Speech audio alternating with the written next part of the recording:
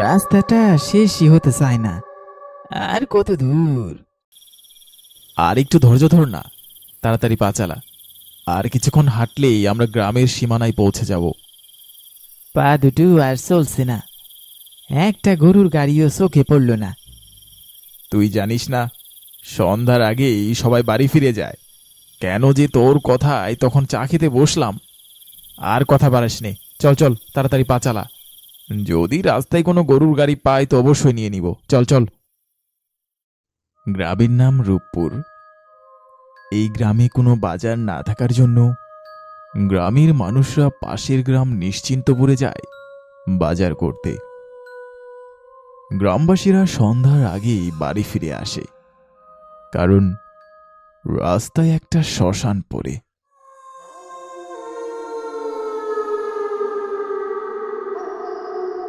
আরে আমি তার মতি নাকি রে? তোরা কোথায় চললি এত রাতে? তোদের জিনিসপত্র নেওয়া হয়েছে? যাক বাবা, বাঁচা গেল। এ যে বাবলু, বাজার করে ফিরছি রে। আমরা তোর কথাই ভাবছিলাম। আমিও বাড়িতে ফিরে যাচ্ছি, এটাই লাস্ট ট্রিপ। তাড়াতাড়ি উঠে আয়। বাবলু গরুর গাড়ি চালিয়ে রোজগার করে। রাতে ভাড়া বেশি পাওয়া যায় বলে এই সময়ে বাজার থেকে যাত্রী নিয়ে বাড়ি ফিরে। আবিদ ও মতি দ্রুত গাড়িতে উঠে বসল। তারা যখন গরুর গাড়িতে করে সামনে এগোতে শুরু করল, তারা লক্ষ্য করল কেউ একজন মাঝ রাস্তায় দাঁড়িয়ে আছে। থামুন থামুন, আপনারা ওই পথে যাবেন না। আপনি কে? আর আমাদের পথ আটকে ধরেছেন কেন? আমরা আমাদের গ্রামে ফিরছি। আমি পথে পথেই ঘুরে বেড়াই। আমি আপনাদের ভালোর জন্যই বলছি। আজ ঘোর অমাবস্যার রাত। এই শ্মশানের রাস্তা আজ বড় ভয়ঙ্কর হয়ে উঠবে। আপনারা আজ এই পথ নেবেন না। ভয়ঙ্কর? কিসের ভয় মশাই? আমরা তো আগেও এই পথে এসেছি, আর আমাদের গ্রামে পৌঁছতে হলে এই পথেই পৌঁছতে হবে। এটা ছাড়া তো আর কোনো রাস্তাই নেই। আমার কথা বিশ্বাস করুন, আপনারা দয়া করে বাজারে ফিরে যান। সূর্য উঠলে আপনারা চলে যাবেন। আপনি হয়তো ভালোর জন্যই বলছেন, কিন্তু আমাদের সময় নেই।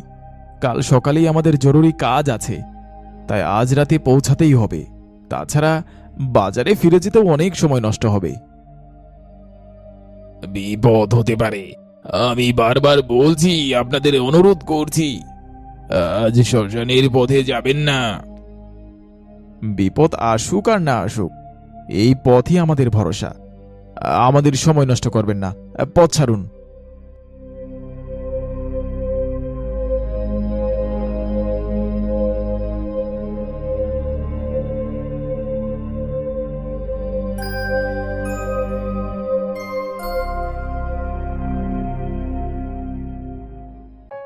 রাতের ট্রিপে তো মনে হয় দারুণ কামাই হচ্ছে আজকাল।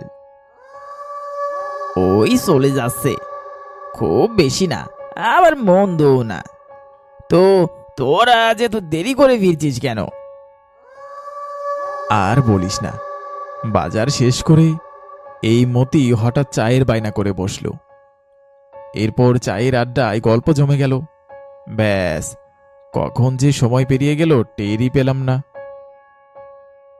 আচ্ছা ঠিক আছে, চিন্তা করিস না, চল চল। কথা বলতে বলতে আবিদ, মতি আর বাবলু তাদের গ্রামের উদ্দেশ্যে রওনা দিল। রাত গভীর হচ্ছে। বাবলুর গরুর গাড়ি দ্রুত এগিয়ে চলছে। তাদের সামনেই শ্মশানের রাস্তা। এ পথে দিনের বেলাও মানুষজন সাবধানে চলাফেরা করে। গ্রামের লোকজনের মুখে মুখে ফেরে সন্ধ্যার পর ওই শ্মশানের পথ দিয়ে কেউ একা যায় না। শ্মশানে নাকি এক ভয়ঙ্কর অশরীর ঘুরে বেড়ায়। শ্মশানের কাছাকাছি আসতেই তাদের তিনজনের বুক ধকপক করতে শুরু করল। হ্যাঁ রে বাবলু, রাতের বেলায় এই রাস্তায় চলতে তোর ভয় লাগে না? গ্রামের মানুষ তো বলে ওই শ্মশানে ভূত আছে। কি আর করার, ভয় তো করে। তুই কখনো ভূত দেখেছিস? না না, আমি ওই রকম কখনো কিছু দেখিনি। আমার মনে হয় কিছু একটা আছে, না হলে লোকে এমনি এমনি তো আর বলে না, বল। তারা শ্মশানের পথের উপর দিয়ে এগিয়ে চলছে। হঠাৎ কোথাও কিছু নেই। একটা শুকনো ডাল মটাস করে মাটিতে ভেঙে পড়ল। ভূত এসে গেছে নাকি রে? কিছু শব্দ হলো। ওরে বাবা, আমি দেখছি কি হলো। তোরা চুপ করে বস, ভয় পাস না। গরু দুটো এতক্ষণ শান্ত ছিল, হঠাৎ তারা চিৎকার করতে শুরু করলো। আর এগোতে চাইছে না। তারা এমন কিছু দেখতে পাচ্ছে যা তারা তিনজন দেখতে পাচ্ছে না।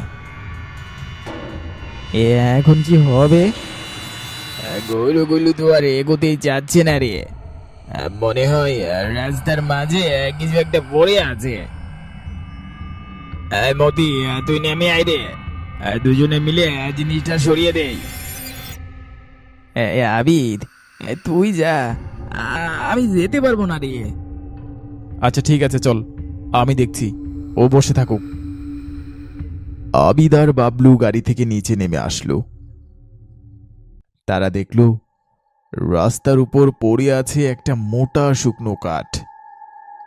হঠাৎ তারা শুনতে পেল কেউ যেন শ্মশানের ভেতর দিয়ে হেঁটে আসছে। শুকনো পাতার খসখস আওয়াজ।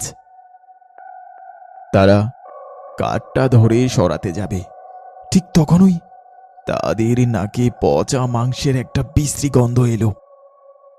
একই সঙ্গে শ্মশানের মাথায় ওপারে একটা শুকনো গাছ থেকে মর্মর শব্দ শুরু হলো। ওপর দিকে তাকিয়ে দেখল গাছের ডালে দুটো পা ঝুলছে। হ্যাঁ রে বাবলু, ওটা কি? ওই যে ওই যে, গাছের দিকে তাকিয়ে দেখ, গাছে বসে পা দোলচ্ছে। আমাদের এখান থেকে পালাতে হবে, কিন্তু একদম চুপ, কোনো কথা বলবি না। চল চল, গাড়িটার দিকে চল তাড়াতাড়ি।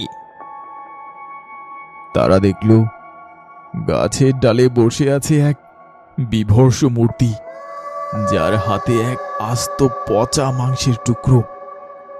সেই অবয়বটা সেই পচা মাংস চিবিয়ে খাচ্ছে। একদম চুপ, কোনো কথা বলবি না। যত তাড়াতাড়ি সম্ভব এখানে পালাতে হবে। কোনো শব্দ পেলেই ওই ভয়ঙ্কর অশরীরী আমাদের দিকে তেড়ে আসবে। চল চল চল চল চল। আর এক মুহূর্ত দেরি না করে আবিদ আর বাবলু পালাতে শুরু করলো। ঠিক তখনই হুচুট খেয়ে বাবলু মাটিতে পড়ে গেল। মাটিতে পড়ার শব্দে সেই অশরীরী এবার তাদের দিকে তাকালো। হাতে থাকা পচা মাংসের টুকরোটা ছুঁড়ে ফেলে দিয়ে টাটকা মাংসের লোভে সে গাছ থেকে নেমে আসলো।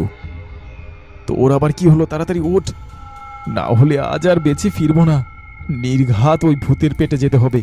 চল চল চল, তাড়াতাড়ি ওঠ। সেই অশরীরী আস্তে আস্তে তাদের দিকে এগোতে থাকলো। এক পাশে বাবলু আর আবিদ, অন্যদিকে গরুর গাড়ির সামনে দাঁড়িয়ে আছে মতি। এমন সময় সেই অশরীরী ভয়ঙ্কর শব্দে হাসতে শুরু করলো। গরুগুলো ভয় পেয়ে আস্তে আস্তে পিছাতে লাগলো। আজ আর বাঁচার উপায় নেই, ওই ওই ভূতের পেটেই যেতে হবে।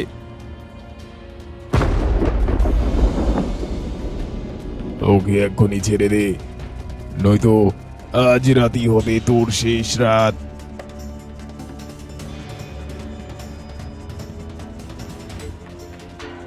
ওকে ছেড়ে দিয়ে এক্ষুনি শ্মশান থেকে পালিয়ে যা।